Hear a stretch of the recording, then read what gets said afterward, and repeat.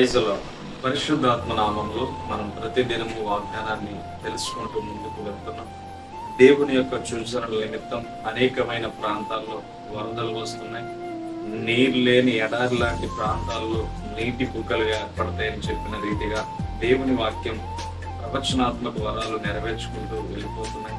ఈరోజు మనం ఆలోచన చేస్తే దేవుని యొక్క వాక్యాన్ని మనం నిర్లక్ష్యం చేస్తూ దేవుని యొక్క అనుభవాలని మనకి తెలియపరుచున్న మనము దేవుని యందు స్థిరపడాలని, దేవుని కొరకు నిలబడాలని మనం ప్రతి ఒక్కరం ఎన్నో వాక్యాలు మనకి గద్దింపుగా కనబడుతున్నా కానీ ఈరోజు సమాజంలో జరిగే విపత్తులు ఏమిటంటే ఎన్నో వాక్యాలు విన్నాంలే, ఇది కూడా విందాంలే అని చెప్పి వారం వారం నిర్లక్ష్యం చేయడం చాలా పద్ధతిగా మారిపోయింది ప్రజలకు. ఈరోజు దేవుని వాక్యం ఖండిస్తున్న మాటలను మనం తెలుసుకుంటూ వెళ్తున్నాం. రాకడ యొక్క విధానాన్ని, రాకడలో జరగబోయే ఉద్దేశాలని దేవుడు ముందుగానే తెలియపరిచిన విధానాన్ని బట్టి మన జీవితాలను ఎందుకు మార్చుకోలేకపోతున్నాం? మన జీవితాలను దేవునికి ఎందుకు అంకితం చేయలేకపోతున్నాం? మన జీవితాలను దేవుని వైపు నిరీక్షణ కలిగి ఎందుకు నిలబడలేకపోతున్నాం? పాపమనే గురిలో మనం బ్రతుకుతూ, పాపమనే జీవితంలో మనం బ్రతుకుతూ, పాపమనే నడవడికలో మనం బ్రతుకుతూ దేవునికి చాలా ఘోరాతి ఘోరమైన అవమానాలను మనం తీసుకువెళ్తున్నాం. అయితే దేవుని నామాన్ని బట్టి మనం తెలుసుకోవాల్సిన పరిస్థితి, విపత్తులు ఎలా ఉండబోతున్నాయంటే, మనం చూసాం నోవాహు దినాల్లో జలప్రలయం ఏ రీతిగా అయితే మనుషులందరినీ బాధపరిచే రీతిగా, తన ఊపిరి నలిగిపోయే రీతిగా, తన శరీరాలు కష్టపడే రీతిగా మరణాలు వారికి సంభవించినాయి. ఈ దినాల్లో కూడా దేవుని యొక్క వాక్యం సెలవిస్తుంది. ఏమని సెలవిస్తుంది అని ఆలోచన చేస్తే మత్తయి సువార్త 24వ అధ్యాయం 21వ విధంగా సెలవిస్తుంది. అప్పుడు మహాశ్రమ కలుగును గనుక మీరు పావైపోవుట చలికాలమందైనను విశ్రాంతి దినమందైనను సంభవింపకుండవలెనని ప్రార్థించుడి. లోకారంభము నుండి ఇప్పటి వరకు అట్టి శ్రమ కలుగలేదు, ఇక ఎప్పుడునూ కలుగబోదు. కాబట్టి ఆలోచన చేయండి. యేసుక్రీస్తు శిష్యులకు బోధిస్తూ తన యొక్క రాబోయే దినాల గురించి స్పష్టంగా సెలవిస్తున్నాడు. ఏం సెలవిస్తున్నాడని ఆలోచన చేస్తే భయంకరమైన దినాలు రాబోతున్నాయి. ఆ దినమున ఎప్పటికీ కూడా మీరు చూడలేని శ్రమ కలగబోతుంది. భూమి మీద అటువంటి శ్రమ ఇక కలగదు, ముందు కూడా కలగలేదు అని చెప్పి వాక్యం సెలవిస్తుంది. ఇప్పటి వరకు అట్టి శ్రమ కలగలేదు, ఇక ఎప్పుడునూ కలగబోదని వాక్యం సెలవిస్తుంది.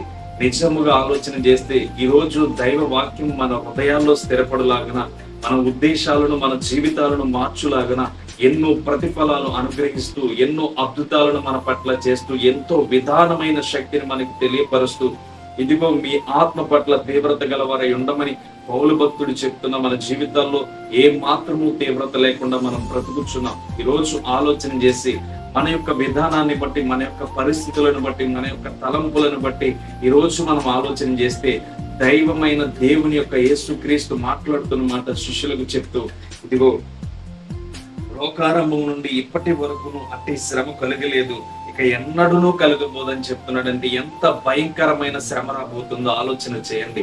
ఈ రోజు నీ ఉద్దేశంలో శరీర కోరికలతో ఎంతో ఇష్టపడుతూ, శరీర అనుభవాలతో ఎంతో ముందుకు వెళ్తూ చాలా సంతోషంగా గడుపుతున్నాను, సంతోషంగా ఉంటున్నాను అని అనుకుంటున్నావు. కానీ ఒక రోజు నీ ఆత్మకు తీర్పు జరగబోతుంది. అయితే అది దేవుని రాకడ మన యొక్క జీవితాల్లో మనము శరీరకంగా నివసిస్తున్నప్పుడే వస్తే అది లోకారంభం కంటే, ఇదిగో జరుగుతున్న లోకారంభం నుండి ఇప్పటి వరకు అట్టి శ్రమ ఎప్పుడు కలగలేదంట, ఆ తర్వాత కూడా కలగదని చెప్తుందంటే వాక్యం. అది ఎంత భయంకరమైన దినాల్లో మనం ఆలోచన చేయాలి. అవి ఎంత భయంకరమైన ఉద్దేశాలు మనం తెలుసుకోవాలి. కనుక మనం ఉద్దేశాలను తెలియపరుస్తున్నప్పుడు దేవుని యొక్క విధానాన్ని మన హృదయంలో స్థిరపరచుకుని ఆత్మ కొరకు సిద్ధపడగలిగి మనము జీవిస్తే తప్పకుండా దేవుడు మన ఉద్దేశాలను సఫలపరిచి దేవుని యొక్క ఉద్దేశాల్లో మనము జీవించులాగున, దేవుని యొక్క ప్రణాళికలో మన జీవితాలు వర్ధిల్లులాగున, మనం ప్రతిదిన వాగ్దానంలో మనం తెలుసుకుంటున్న విధానాన్ని బట్టి మన జీవితాలను పరిపూర్ణంగా ముందుకు వెళ్తే తప్పకుండా దేవుడు మనల్ని ఆ భయంకరమైన విపత్తులో నుంచి బయటికి తీసుకువస్తాడు. ఆ భయంకరమైన దినాల్లో నుంచి, ఆ శ్రమల కాలమందు దేవుడు నిన్ను, నన్ను, నా కుటుంబాన్ని, నీ కుటుంబాన్ని దేవుడు సంరక్షణలోనికి తీసుకువెళ్తాడు. అందుకని నీవు చేయవలసిన విధానం ఏంటంటే పరలోకమందున్న దేవుని మహిమ చేత, పరిశుద్ధాత్మ శక్తి చేత, ప్రభువా నేను నీ కొరకు మారాలని ప్రయాసపడుతున్నానని నీవెప్పుడైతే వాక్యానుసారంగా జీవించడానికి ప్రయాసపడతావో, ఇదిగో అట్టి శ్రమలలో నుంచి దేవుడు నిన్ను కాపాడుతాడు. ఆ భయంకరమైన దినాల్లో నోవాహు కాలంలో ఏ రీతిగా అయితే వారు నలిగిపోయి వారి జీవితాలు నష్టపోయినాయో ఈ రోజు నీ జీవితం నష్టపోకూడదని దేవుడు ముందుగానే సెలవిస్తున్నాడు. ఆనాడు నోవహు ప్రకటించినప్పుడు ఎవరు వినలేదు, ఈ రోజు సువార్త వివరించబడుతున్నప్పుడు వినలేదు. కనుక మీరు జాగ్రత్త పడి ఈ వాగ్దానాన్ని ప్రతి దినము మీరు చూస్తున్న విధానాన్ని బట్టి మీ జీవితాలను దేవుని కొరకు అంకితం చేసుకుని పరలోక రాజ్యం కొరకు ప్రయాసపడదాం. అటు కృప దేవుడు నీకు నాకు ఈ వాగ్దానములో ఏ రీతిగా అయితే మనతో మాట్లాడారో అటు ధన్యత దేవుడు మనకి ఆయన రాకడ ఆలస్యమైనప్పుడు మన జీవితాలు పరిపూర్ణంగా ఆయన అప్పగించుకుందాం. దేవుడు అతి కృప మనకు అనుగ్రహించుగాక. చిన్న ప్రార్థన.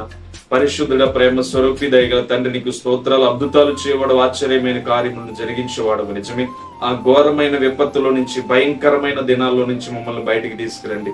నీ కృప చేత ఏ దినము ప్రతి దినము ఎవరైతే వాగ్దానం వింటున్నారో తండ్రి, వాగ్దానం వింటున్న ప్రతి బిడ్డను పేరు పేరు చొప్పున దీవించండి, ఆశీర్వదించండి, బలపరచండి, శక్తి చేత నింపండి, అద్భుతమైన కార్యముల చేత నింపండి, స్థిరపరచండి. వారి హృదయాలు తండ్రి పాపాత్ముడు అపవాది ప్రవేయం మాత్రము దొంగిలించక, పాపం పైన వారి దృష్టి పెట్టక, నీ ఆశీర్వాదములతో వారిని నింపి నడిపించి బలపరి స్థిరపరిచి సిద్ధపడగలిగిన జీవిత పరిమాణమును బిడ్డలకు అనుగ్రహించమని ప్రార్థన చేస్తున్నాను. వాక్యాన్ని చూస్తున్న ప్రతి జీవితాన్ని వెలిగించి మేలుతో ముందుకు నడిపించమని నజరేయుడైన యేసుక్రీస్తు నామమున అడిగి వేడుకొని బ్రతిమాలుచున్నాను తండ్రి, ఆమేన్. దేవుడు ఆయన రాకడ ఆలస్యం అవుతుంది గనుక మిమ్మల్ని మీ కుటుంబాన్ని సిద్ధపరచును గాక, ఆమేన్.